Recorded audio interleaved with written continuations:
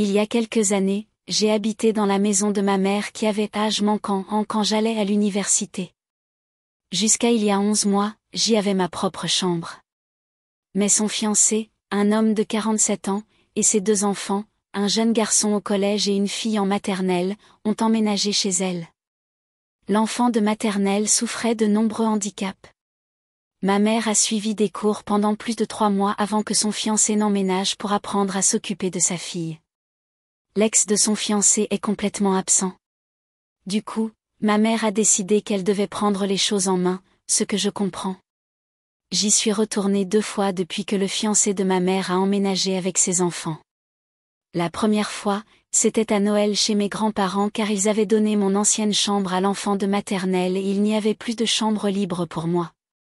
Ma mère était déçue, mais je lui ai fait remarquer que cela m'empêcherait de perturber leur routine. La deuxième fois, c'était fin juin, début juillet, alors que j'étais à la maison pendant quelques semaines et que je restais de nouveau chez mes grands-parents. Ma maman m'a proposé de m'acheter un lit gigogne, mais j'ai dit que j'étais bien avec eux.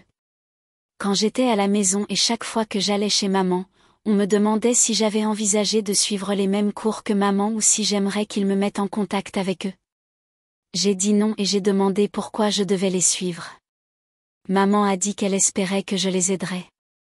Elle a dit que cela me permettrait d'intervenir en cas d'urgence et j'ai dit à maman qu'elle ferait mieux de trouver quelqu'un de professionnel pour ça car je n'assumais pas cette responsabilité. Son fiancé m'a demandé si je n'allais jamais rester à la maison et j'ai dit oui. Je leur ai dit que je n'aurais aucune intimité si je dormais là et que cela ne profiterait à aucun d'entre nous. J'ai fait remarquer qu'il serait tellement occupé de toute façon que je n'aurais pas beaucoup de temps avec maman et que j'en gagnais tout autant en restant ailleurs et en prévoyant de lui rendre visite quand elle n'est pas très occupée. Son fiancé a alors dit que j'avais l'air de ne pas vouloir apprendre à m'occuper de sa fille et que je prévoyais de m'occuper peu de lui et de ses enfants. J'ai dit, je les verrai quand je verrai maman, mais je ne m'engagerai pas pour faire du babysitting ni pour m'occuper de ses enfants. Maman et moi sommes allés faire une promenade ensemble après que j'ai dit ça et elle m'a dit qu'elle comprenait mais qu'elle espérait que je serais d'accord. Elle a dit que c'était beaucoup demandé et que je n'habite même plus si près, donc ce ne serait jamais tout le temps. Cependant, elle m'a demandé si j'étais vraiment si peu disposée à leur accorder quelques heures de congé quand je leur rendais visite. Elle a dit que ce serait tellement utile. Je lui ai dit que je viendrais lui rendre visite et que je voulais passer du temps avec elle, mais que garder ses futurs beaux-enfants n'était pas prévu et surtout pas un enfant aussi complexe médicalement et nécessitant des soins spécifiques. Elle était contrariée. Mais elle a laissé tomber. Son fiancé lui en veut. Il en a parlé à mes grands-parents quand ils ont parlé de Noël. Ils ont dit avoir eu l'impression qu'il était également contrarié que je m'ai hébergé pendant mes visites, car cela me donnait une excuse pour ne pas me rapprocher de ses enfants et donc être plus disposé à apprendre à prendre soin de sa fille. Suis-je l'idiote? Pas l'idiote. C'est une demande lourde pour n'importe qui et encore moins pour quelqu'un qui n'habite pas là et qui n'a pas souscrit à ce service. S'ils ont besoin de véritables soins de rééducation, les professionnels sont là pour eux, pas pour le fils du fiancé qui est encore étudiant. C'est une bonne chose que vous ayez avoué la vérité maintenant au lieu de vous y engager à moitié et de le regretter plus tard. C'est plus que ça. Il essaie de tout organiser pour que si quelque chose arrive à lui et à sa mère, quel que soit leur radius, leur âge ou leur situation, ils puissent être les principaux responsables de l'éducation et que l'avenir de son aîné ne soit pas affecté.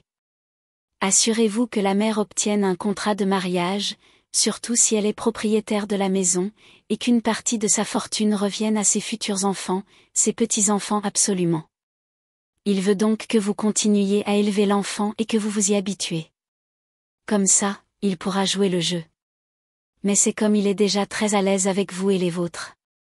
Courez tout. Non, reste chez tes grands-parents, ne les laisse pas faire. Ils se servent de toi. Je crois presque que si la main, c'est parce qu'elle est avec ta mère, quelqu'un pour s'occuper de tes enfants. Ce sentiment quand tu découvres qu'elle en a un. Jeune enfant, c'était le déclic comme ils peuvent tout faire par la nounou quand ils ne peuvent pas. J'irai jusqu'à te demander pourquoi tu te poses des questions. Maman s'en est mêlée. Elle a emménagé dans sa propre maison. Tu as été mise à la porte. ta chambre pour les enfants de quelqu'un d'autre. Ne sois pas stupide. Garde ton espace et les limites. C'est très glissant. La pente sur laquelle tu te trouves et un pas en avant est liée à l'envoi de soins jusqu'en bas. Bonne chance. Notre fils Stan avait une petite amie. Elle était adolescente, presque 1 an, mais ils ont rompu. Il y a environ 1 mois, environ 3 semaines, nous, ses parents, lui avons annoncé qu'elle était enceinte, ce qui se voit un peu. Nos dates correspondent à celles de mon fils. Notre relation et moi sommes tombés en panique totale. Nous avons attendu quelques jours avant de l'annoncer à notre fils qui ne l'a pas fait.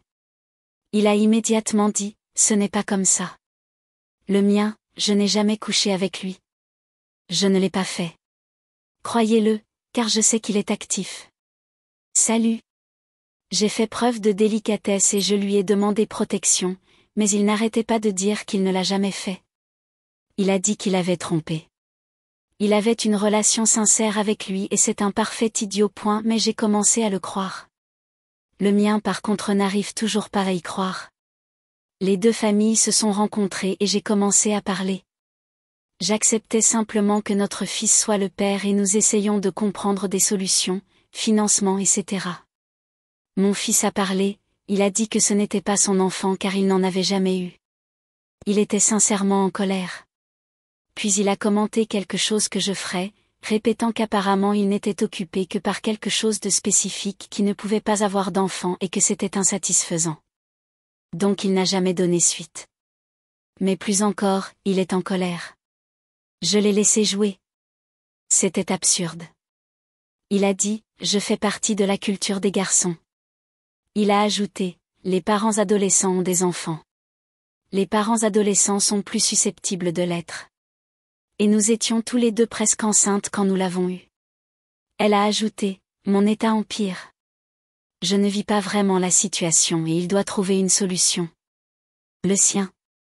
Sur ce, je ferme les yeux. Lors de nos prochaines rencontres avec l'autre famille, je ne pense pas que nous devrions avoir ces discussions tant que ce n'est pas prouvé. L'idiot du père. D'ailleurs, quand j'ai mentionné un test de paternité, l'autre famille s'est mise en colère. Ils ont cru que je faisais allusion à quelque chose. La famille indique qu'elle ferait un test de paternité à la naissance du bébé. Ils n'y croient pas.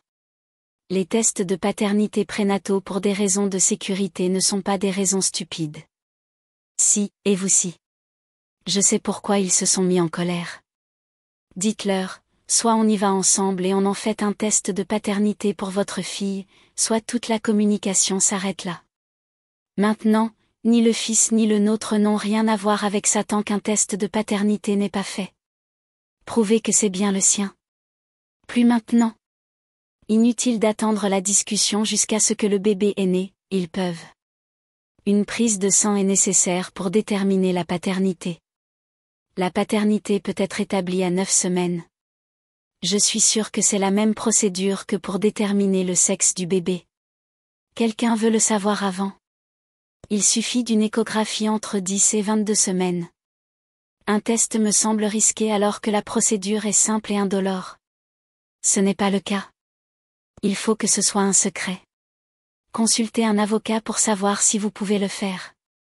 Demandez une ordonnance de test de paternité, ce qui vous permettra de vérifier que le litige existe déjà. Nous enregistrerons. Il est possible que vous puissiez découvrir qu'il n'est pas le père mais le sien. Le soutien pendant la grossesse servira à le pousser à assumer ce rôle. Quoi qu'il en soit, il s'agit du reste de sa vie. Bon, je suis du côté du test de paternité, mais vous devez aussi apprendre à votre fils à être un homme meilleur. Le mec dit ouvertement qu'il a triché, insulte la fille et se comporte comme un parfait idiot. Son comportement est dégueulasse et j'espère vraiment qu'il n'est pas le père. Car quel enfant mérite ça comme père? À en juger par la réaction de votre femme, je demanderai moi-même un test de paternité pour votre fils. C'est tout le monde qui est idiot ici. Vous êtes tous horribles. J'ai 30 ans et j'ai récemment pris l'une des pires décisions de ma vie. J'ai vécu seule partie de ma vie.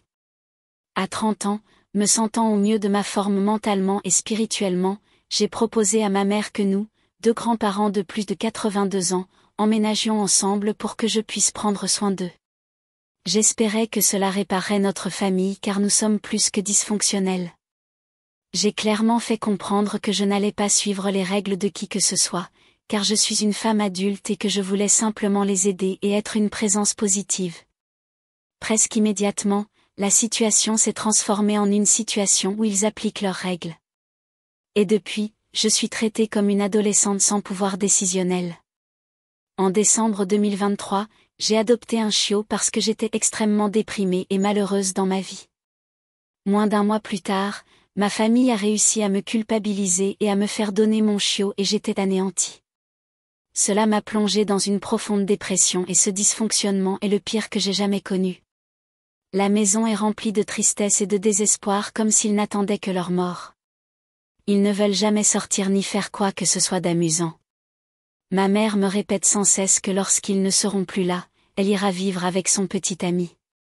Je suis bénévole dans une association d'adoption pour animaux de compagnie et j'ai assisté hier à un événement où j'ai câliné d'adorables chiots de 2 mois. Je suis tombée amoureuse et j'ai envoyé un message à ma mère pour lui dire que j'en accueillerais 2 car le refuge avait besoin d'aide et je suis actuellement entre 2 emplois. Ça a dégénéré et je leur ai dit que s'ils voulaient me mettre dehors, ils étaient les bienvenus, même si toute cette maison était mon idée. Je n'ai même pas encore les chiots, mais maintenant je vais simplement adopter au lieu d'accueillir des chiots. Suis-je idiote de vouloir accueillir des chiots chez moi sans tenir compte de la vie de ma famille? Attention, il y a 2 maisons sur la propriété. Je n'habite pas dans la même maison qu'eux. Corrigez-moi si je me trompe, mais ce que je lis ici, c'est « Je n'ai ni travail ni argent ». Alors, j'ai emménagé chez ma mère et mes grands-parents. Un jour, ils m'ont obligé à donner un chiot. J'ai alors décidé, sans les consulter, d'en prendre 2. Tu es une idiote, dit-elle en emménageant chez eux, espérant que cela apaiserait notre famille, car nous sommes plus que dysfonctionnels. Quoi? Ça n'a aucun sens. Il faut toujours laisser de côté les dysfonctionnements. Oui, elle se raconte une histoire sur les raisons de son emménagement, mais ce n'est pas la vérité, à savoir ses propres problèmes financiers. La phrase clé, je suis entre 2 emplois, autrement dit au chômage et sans emploi. Elle a perdu son emploi et a réalisé qu'elle ne pouvait plus se permettre son logement. N'ayant nulle part où aller, elle a choisi d'emménager chez sa famille d'imbéciles, sachant pertinemment que c'était une très mauvaise idée. Elle s'est convaincue que c'était dans leur intérêt de s'occuper d'eux. Mais à moins qu'ils soient handicapés et qu'elle soit aide-soignante, c'est l'excuse la plus stupide que j'ai jamais entendue. Et maintenant, sans travail et sans argent, elle veut prendre 2 animaux dont elle n'a absolument pas les moyens. Tu dois vraiment stabiliser ta situation avant d'envisager d'adopter un chien. Je sais combien il serait difficile de refuser ces chiots car tu as déjà un cœur bien accroché. Mais tu les entraînerais dans une dynamique hostile et malsaine. Ce ne sera pas bon pour eux. Je m'inquiète de ce que tes parents pourraient faire quand tu ne seras pas là. C'est toi l'idiot. Merci d'être resté et d'essayer d'élever des chiots dans une situation déjà stressante. Je suis ensemble depuis 4 ans et mariée depuis presque 2 ans.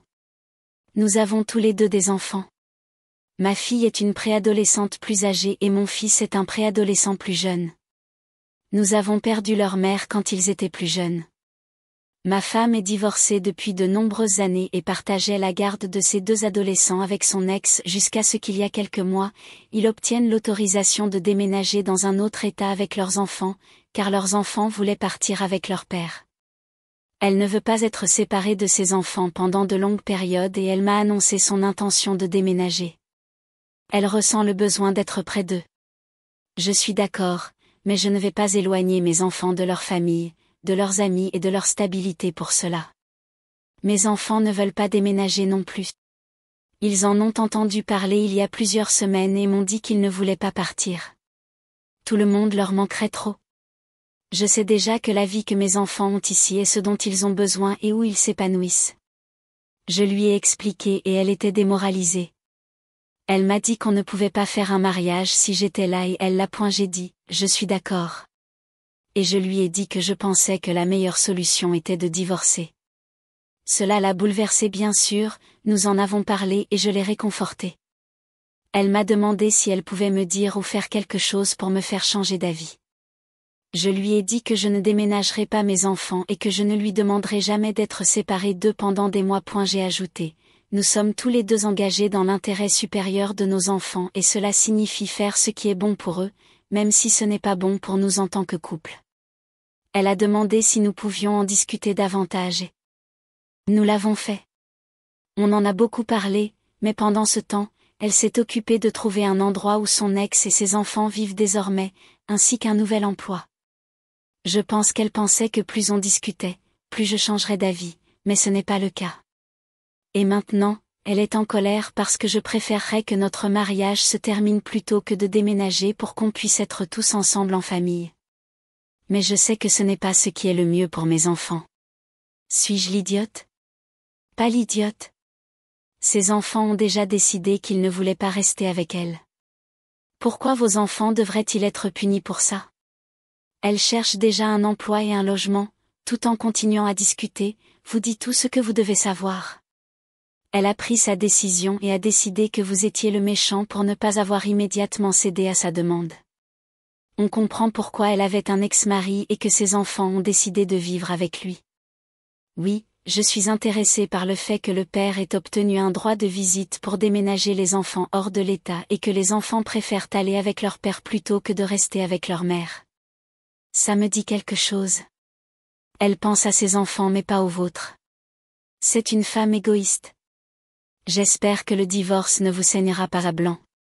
Elle n'est pas égoïste de faire la même chose, de faire passer ses enfants biologiques en premier. Son fils aura 18 ans dans 2 ans, sa fille dans 3 ans. Après, qui sait où seront ses enfants? Je comprends qu'elle déménage pour se rapprocher de ses enfants, mais elle ne le sera peut-être que quelques années. Avez-vous envisagé de vivre à distance pendant 4 ans et de trouver une solution?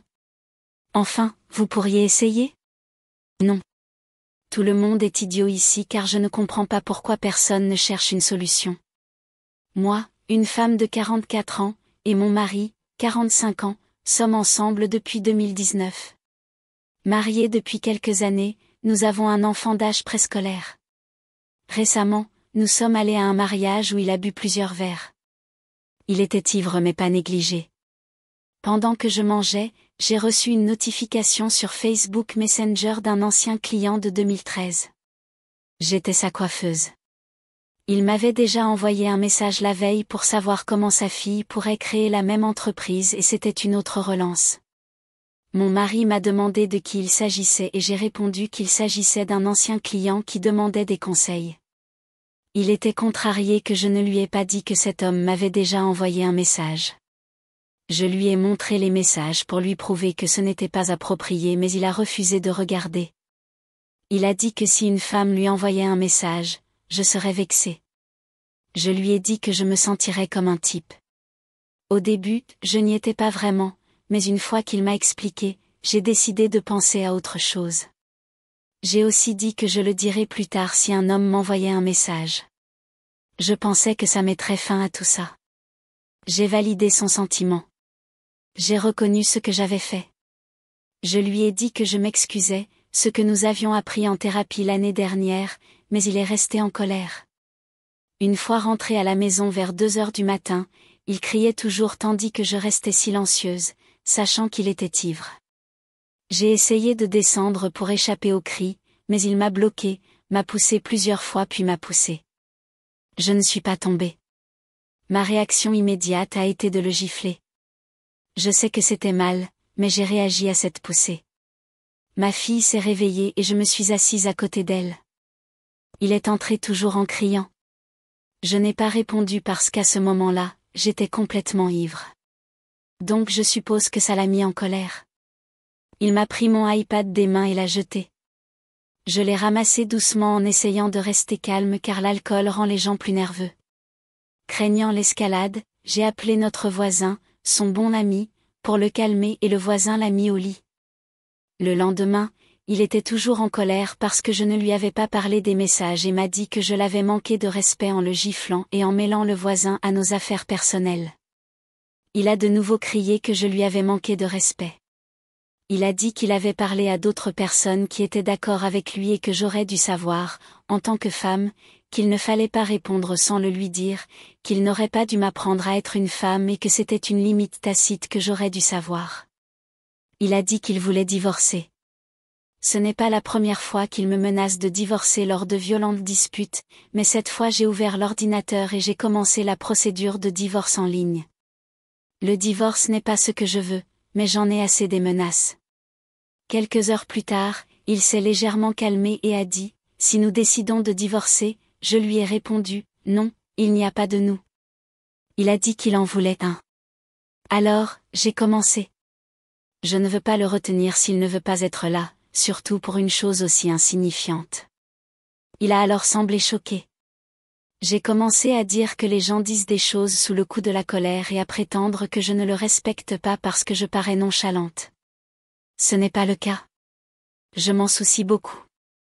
Je ne suis tout simplement pas du genre à argumenter. Il insiste sur le fait que le vrai problème, c'est que je ne lui ai pas parlé des messages et qu'il me protégeait simplement parce que les hommes ont toujours des arrière-pensées. Mes amis pensent qu'il manque d'assurance et qu'il exagère. Ils comprennent qu'il demande qui vous envoie des messages, mais ils trouvent que tout ce qui a suivi était excessif. Je me suis excusée d'avoir appelé le voisin, mais à ce moment-là, j'avais peur qu'il ne se calme pas. Alors, suis-je l'idiote de ne pas lui avoir parlé des messages du client tout de suite et d'avoir entamé la procédure de divorce après qu'il ait dit vouloir divorcer? Bon sens, c'est toi qui as manqué de respect après ça. Non, c'était un manque total de respect de sa part. S'il te plaît, va jusqu'au bout de ce divorce. Regarde comment il t'a traité devant ta fille. Veux-tu lui faire croire que c'est un comportement acceptable de la part d'un partenaire? De plus, il a demandé le divorce. Même s'il fait marche arrière, dis-lui qu'il est trop tard. Libère-toi de cet homme toxique. C'est toi l'idiote. Au lieu d'appeler un voisin, j'aurais appelé la police. Il lançait des objets sous le coup de la colère, criait, te poussait et te limitait dans tes mouvements. Il s'agit d'un comportement abusif provoqué par sa jalousie excessive à cause d'une interaction innocente. S'il ne t'a pas encore frappé, c'est qu'il s'y prépare. Signalez-le et ne vous retournez pas, protégez-vous. Yeah.